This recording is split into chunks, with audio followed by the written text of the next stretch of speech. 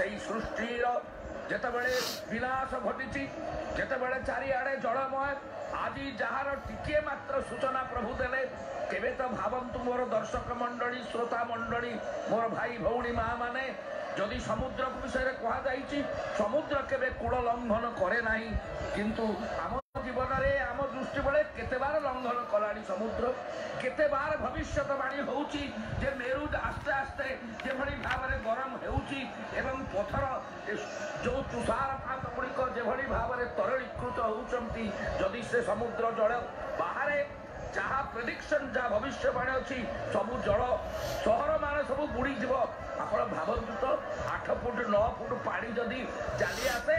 ताहले से तो श्रद्धावाली पर्यंत चली आसब जहाँ कही अच्युतानंद इत्यादि मालिकारे जहाँ एपर्यंत होई नाही तांकर इच्छा नहले इच्छा हेले कौन न होई पारिबो तार सामान्य सूचना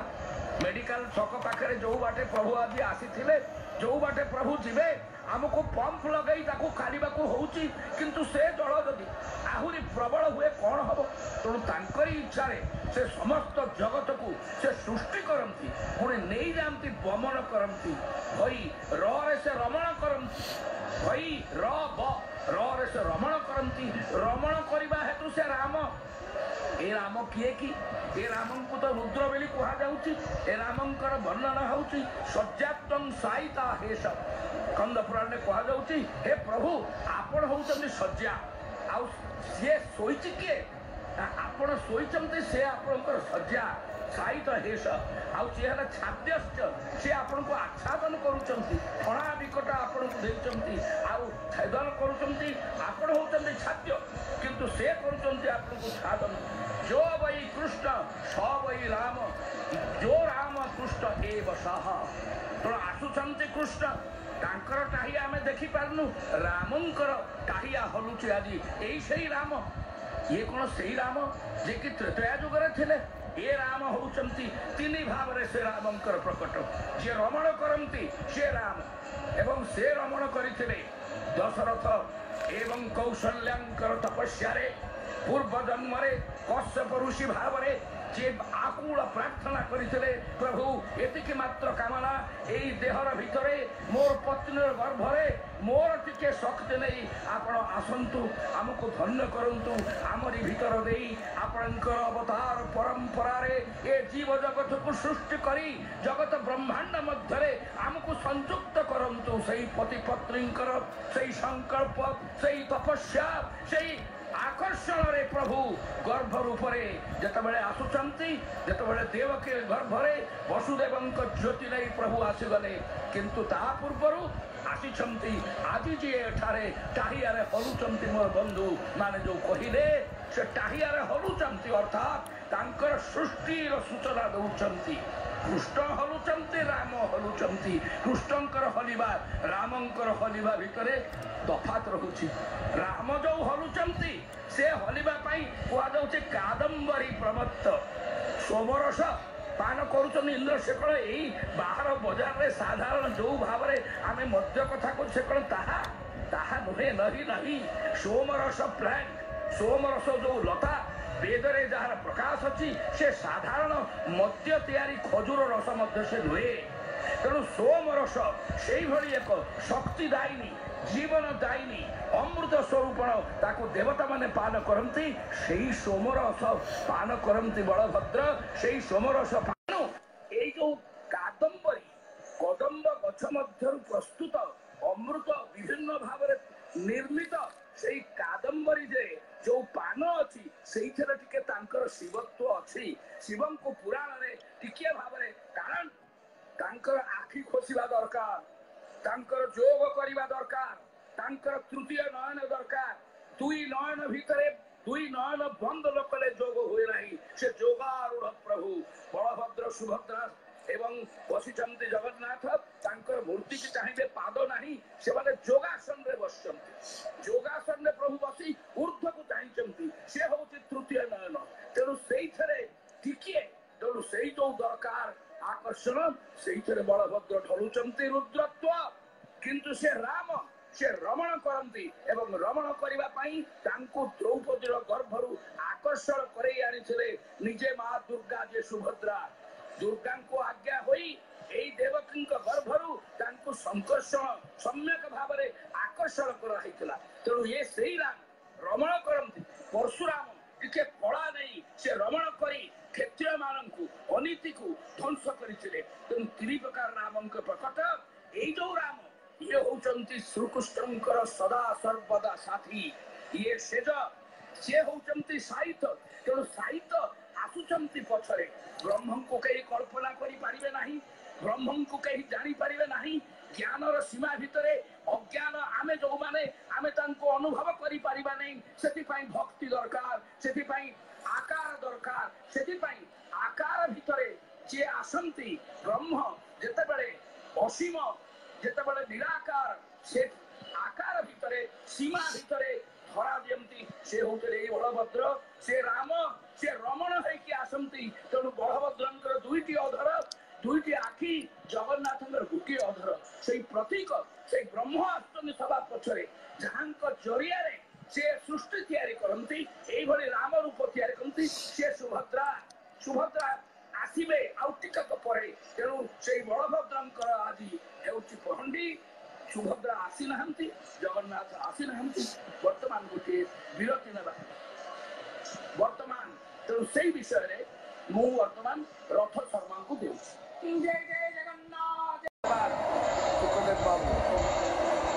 ଆସୁଛନ୍ତି ଢଳି ଢଳି ପ୍ରଭୁ ବନମାଳୀ,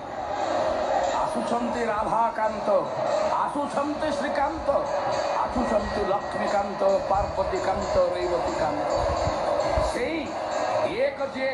ଯେତେବେଳେ କେହି ନଥିଲା, କିଛି ନଥିଲା, ଏକାକୀ ଥିଲେ, ସମସ୍ତ ବ୍ରହ୍ମାଣ୍ଡ ଜଳମଦ କରି ଏକାକୀ ଯେ ଶୟନ କରିଥିଲେ, ଯାହାଙ୍କ ବକ୍ଷରେ ବ୍ରହ୍ମାଣ୍ଡ ମାଳ ମାଳ ହୋଇ ତାଙ୍କ ଲୋମକୂପରେ ବିଜେ କରୁଥିଲେ, ସେଇ ଜଗନ୍ନାଥ ଯେତେବେଳେ ଏକାର୍ଣ୍ଣ ବିକୃତ, ଯେତେବେଳେ ବ୍ରହ୍ମାଙ୍କୁ ମଧୁ ଏବଂ କୈଟବ ରାକ୍ଷସ ଗ୍ରାସ କରିବାକୁ ଯାଉଥିଲେ, ଜଗତ ସର୍ବନାଶ ହେବାକୁ ଯାଉଥିଲା, ଚଣ୍ଡୀ ସେତେବେଳେ କହିଲେ ଉତ୍ତସ୍ଥୌ ଜଗନ୍ନାଥ। ଜଗନ୍ନାଥ ଉଠିବେ। ଜଗନ୍ନାଥ ସେତେବେଳେ ଥିଲେ ଜନାର୍ଦ୍ଦନ, ଉତ୍ତସ୍ଥୌ, ସେ ଉଠିଲେ। ଉଠି ଯେତେବେଳେ ଦର୍ଶନ କଲେ ଚତୁର୍ଦିଗ ଜଳାର୍ଣ୍ଣବ, ସେଇ ମଧୁ କୈଟବଙ୍କୁ ମୋହିତ କରି ଯିଏ ଜଗତକୁ ମୋହିତ କରନ୍ତି। କିଛି ସମୟ ପୂର୍ବରୁ ଆପଣମାନଙ୍କ ଆଗରେ ଆଲୋଚନା ହେଇଥିଲା, ମା ଲକ୍ଷ୍ମୀ କୁଆଡ଼େ ଆସିଥିଲେ, ସାଙ୍ଗରେ ମୋହ ଚୂର୍ଣ୍ଣ ଦେଇ ପ୍ରଭୁଙ୍କୁ ବଶ କରିଦେଲେ। ପ୍ରଭୁ ବଶ ହେଇଗଲେ। ଏ ପ୍ରଭୁକୁ ବଶ କରିବା ଦରକାର ମୋହ ଚୂର୍ଣ୍ଣ ଦେଇ। ଏ ପ୍ରଭୁକୁ ବଶ କରିବାକୁ ଯାଇ ତାନ୍ତ୍ରିକ ପ୍ରୟୋଗ କରିବା ପାଇଁ ଓଡ଼ିଆ ଜାତି ବା ଆମେ ସମସ୍ତେ ଲୌକିକ ଭାବରେ ପ୍ରଭୁକୁ ଆମରି ଭଳିଆ ଅତି ସାଧାରଣ କରିବାର ଗୋଟେ ଚେଷ୍ଟା କରୁଛୁ। ଏଥିରେ ଆପତ୍ତି ନାହିଁ, କିନ୍ତୁ ଅସାଧାରଣକୁ ସାଧାରଣ ବୋଲି କାଳେ ପ୍ରତୀତ ହେବ। ସାରଳା ଦାସ ଯେତେବେଳେ ଆରମ୍ଭ କଲେ, ଯେତେବେଳେ ସୁଭଦ୍ରା ଏବଂ ଅର୍ଜୁନଙ୍କ ଭିତରେ ଟିକିଏ ପ୍ରଣୟ ହେବାକୁ ଅଛି, ତାଙ୍କୁ ଶିଖେଇ ଦେଲେ ରେବତୀ, ତୁ ଟିକେ ନେଇଯା ମୋହ ଚୂର୍ଣ୍ଣ ଅର୍ଜୁନ ଉପରେ ପକେଇଦେବୁ। ତେଣୁ ସେଇ ମୋହ ଚୂର୍ଣ୍ଣ କରିବା, ସାଧାରଣ ସ୍ତ୍ରୀ ଲୋକମାନେ ସ୍ୱାମୀକୁ ବଶ କରିବାକୁ ଯେଭଳି କହନ୍ତି, ଆମେ ସେଇଭଳି ଲୌକିକ ଧାରା ପ୍ରୟୋଗ କରୁଛୁ। ଏଇଟା ଯାତ୍ରା, ଏଥିରେ ଆମର ଆପତ୍ତି ନାହିଁ। କାରଣ ଯାତ୍ରା ନହେଲେ, ଏଭଳି ରଙ୍ଗ ନହେଲେ, ଏଭଳି ରସ ନହେଲେ ପ୍ରଭୁକୁ ସାଧାରଣ ଲୋକ ଉପଭୋଗ କରିପାରିବେ ନାହିଁ। ସମସ୍ତେ ବିଶ୍ୱମିତ୍ର ନୁହନ୍ତି, ସମସ୍ତେ ତ ଯୋଗୀଜନ ନୁହନ୍ତି, ସମସ୍ତେ ତ ଧ୍ୟାନଗମ୍ୟ। ଯୋଗୀନାଂ ଧ୍ୟାନଗମ୍ୟ, ତାଙ୍କ ପାଇଁ ଯାତ୍ରା ଦରକାର, ତାଙ୍କ ପାଇଁ ରସ ଦରକାର, ତାଙ୍କ ପାଇଁ ବନାଟି ବୁଲେଇବା ଦରକାର, ତାଙ୍କ ପାଇଁ ଓଡ଼ିଶୀ ନୃତ୍ୟ ଦରକାର। ଚିନ୍ତା ନାହିଁ, କିନ୍ତୁ ଅସଲରେ ଯିଏ ଆସୁଛି ସେ ବ୍ରହ୍ମାଣ୍ଡନାଥ, ସେ ରାଧାନାଥ। ଦେଖିବେ ତାଙ୍କର ସମସ୍ତ ଉତ୍ସବରେ, ଶ୍ରୀମନ୍ଦିରର ସମସ୍ତ ଯାନି ଯାତ୍ରାରେ ରାଧା କାହାନ୍ତି। ବୈଷ୍ଣବମାନେ ଚେଷ୍ଟା ମଧ୍ୟ କରିଥିଲେ, ବୈଷ୍ଣବ ଗୁରୁ ଇଚ୍ଛା ପ୍ରକାଶ କରିଥିଲେ ଯେ ରାଧାଙ୍କୁ ରଖିବା। ଏପରିକି ଯେତେବେଳେ ଯେତେବେଳେ ଆମର ନରେନ୍ଦ୍ର ସରୋବରରେ ଯେତେବେଳେ ହେଉଛି ଆମର ଯାତ୍ରା, 21 ଦିନ ଧରି ଚନ୍ଦନ ଯାତ୍ରା, ରାଧା ନାହାନ୍ତି। ମଦନ ମୋହନ ଯାଉଛନ୍ତି, ତାଙ୍କ ସାଙ୍ଗରେ ଅଛନ୍ତି ଭୂଦେବୀ, ଶ୍ରୀଦେବୀ। ଭୂଦେବୀ କିଏ? ଏଇ ସାରା ପୃଥିବୀକୁ ରକ୍ଷା କରନ୍ତି ଯିଏ। ତେଣୁ ସେଇ ହେଉଛନ୍ତି ଭୂଦେବୀ, ଧରାଦେବୀ। ସେ ସରସ୍ୱତୀ ନୁହନ୍ତି। ଲୋକେ କହିଛନ୍ତି ଭଗବାନଙ୍କର ଦୁଇଟି ସ୍ତ୍ରୀ, ସେ ସରସ୍ୱତୀ। ଲୋକେ ଆମକୁ ପ୍ରଶ୍ନ କରନ୍ତି, ସରସ୍ୱତୀ ତ ବ୍ରହ୍ମାଙ୍କର ସ୍ତ୍ରୀ, ପୁଣି କେମିତି ବିଷ୍ଣୁଙ୍କର ସ୍ତ୍ରୀ? ପୁରାଣରେ ବହୁ କଥା ହୋଇଛି, ନାନା ରୂପକ ବର୍ଣ୍ଣନା ହୋଇଛି, ନାନା ପ୍ରତୀକ ଦିଆଯାଇଛି। ଏଥିରେ ଆମର ଜିଜ୍ଞାସୁମାନେ, ଆମର ପିଲାମାନେ, ଆମର युवपीढ़ी माने व्यस्त न हो जातु से एक ब्रह्म तारी ना जगन्नाथ तारी ना ईश्वर तांकरी नाम हूँ शिव एवं से जो जगन्नाथ सरस्वती ब्रह्मांकर स्त्री पुराण अच्छी बहु पुराण तेणु ये जो कथा रोचे विष्णुंकर स्त्री शिवंकर स्त्री ब्रह्मा स्त्री कन्या प्रति आकृष्ट हवा सी सरस्वती नुह से कन्या प्रति आकृष्ट हवा ये कहानी गुड़ाक आम व्यस्त हवा नहीं आम मूल सत्य मूल स्तंभायते नम मूल स्तंभ होती से किए किए राधा कौटी अच्छा धड़ा धड़ा बपु जगन्नाथंकर धड़ा अंग राधा कला अंग कृष्ण धड़ा अंग लक्ष्मी कला अंग प्रभु जगन्नाथ शोला बेले शज्जा जो प्रभु शुअंती से निजे से भगवान विष्णु ही शुअंती एवं तांकरी अर्धअंग तांकर लक्ष्मी ही जाती जी हूँ अर्धनारीश्वर मूर्ति शयन दिय जहाँकर डंबरू आकार आसन उपरे प्रतिदिन रात पूजा आरंभ हुए से दिन से प्रभु जगन्नाथ आदि काहिया बसाई धीरे धीरे आसुंच अपेक्षा करिसंती भाई और भौणी भौणी किए भौणी होचंती सेई प्रकृति स्वरूप जहाँ को चंडी कहला ब्रह्मा तांको उपासना करे देवी त्वं भक्त सुलभे परिवार समन्विते जावत्वं पूजयिष्यामि तावत्वं सुस्थिर भव पूजक जहाँ को कहे तेणु से देवी की नम देव्यै महादेव्यै शिवाय सतत नम ब्रह्मा निजे तांको प्रार्थना कले माँ तू निद्रा रूपरे एई भगवान विष्णु जे आनंद रे प्रलय जल रे शयन करिसंती तांको दुई नेत्रु अपसरी जाओ माँ तेणु ब्रह्मा प्रार्थना रे कृपा करी चंडी रे जो चलीगले उत्तस्त जगन्नाथ जी थे जनार्दन जनार्दन अर्थात जनानां अर्दयंती जी जन मान कष्ट दियंती जे जन मान दुख ये सब कथा करुले जन मन रे दुख निर्यातना दौले देवता माने असुरं द्वारा निर्यातित होते उत्तस्त जगन्नाथ चाहिए से प्रभु एड़े एड़े अखिल चाहिए जगन्नाथ जगत को चाहिए करुणा करुणालय तेणु से विराट नयन सबू अंतर बाहर ऊर्ध्व सब दर्शन करी पहंडी चली से विषय आउ अधिक किसी कहवाई भाई सूर्यनारायण धन्यवाद सुखदेव भाई प्रभु एपर्यंत बसी ना ब्रह्मासन जाऊँगी ठीक द्वार मरे रही इच्छा नहीं प्रभुंकर एत शीघ्र छाड़ापी दईता मैंने कहते गौरचरण अधिकारी केते गीत आमर सुखदेव बाबा गाइले ओडिया साहित्य खुशी होड़िया कवि मैंने केते केते कथा जनईं ओडार हृदय बहु बार आपण आगे आपणकर घोषक वर्णना करी कालिया कानू आउ विलंब कर कहीं गौरचरण बनवाड़ी समस्ते गाई किंतु प्रभु विलंब करुँच देखुं प्रभुर मन छाड़ी ना प्रणयिनी नवविवाहिता पत्नी आमर लौकिक भाषा कौन प्रणयिनी कौन नवविवाहिता पत्नी चिरंतन तांकरी अंगर सृष्टि कर प्रकृति स्वरूप जहाँ को दुर्गा कहुपे लक्ष्मी कहुपे सरस्वती कहुपे ये आलोचना करा विमला मूर्ति विमलांकर जो प्राचीन स्तवराज विमलांकर जो नामावली अच्छी संस्कृत कवि करियो कवि नाम सेठारे नहीं से होती महालक्ष्मी महासरस्वती कर मिलित अवतार महालक्ष्मी महाकाली महासरस्वती किंतु मूलतः सरस्वती रूप मूलतः लक्ष्मी रूप काली रूप कि अच्छी तेणु प्रभुंकर से जो सृष्टि कर प्रणयिनी आसी टे चेतावनी दे जाती तुम्हें जल्दी आस प्रभु कहते शीघ्र फेरी प्रभुंकर प्रतिश्रुति हुए तो आम कहीपर जहाँ से प्रतिश्रुति दिखती पालन करती किंतु पुणी अन्य अर्थରେ प्रतिश्रुति ताकर होची पानी रे गार कहीदेवे पत्नी की अरे पत्नी कथा रखिए ना भक्तंग करवा रखिए ये भक्त गुड़ाक किए कि वर्षार काली तिंतिकी जो भक्त गुड़ाक दौड़ुले वर्षार तिंतिकी जो भक्त मैंने दर्शन करुले ताकरी भितर परा से दिन से गोपी मैंने अच्छा डाकुले